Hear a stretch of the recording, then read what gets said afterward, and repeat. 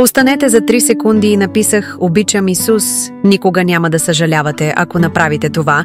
2025, Господ чука на вратата. Ще отворите ли вратата и ще заповядате: "Чукай, чукай, чукай"? Господ Исус ти казва: "Ето стоя на вратата и хлопам". Ако чуе някой гласа ми и отвори вратата, ще вляза при него и ще вечерям с него и той с мене. Ще се върне ли Господ, за да застане пред вратата и да почука на вратата на спалнята ни? Или ще говори и ще почука на вратата на сърцето? Ни моля, кликнете върху връзката в коментарите и се присъединете безплатно към православната група за изучаване на Библията.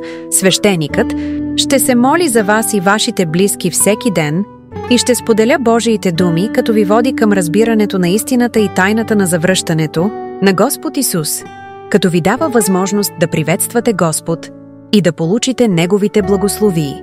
Всичко е безплатно.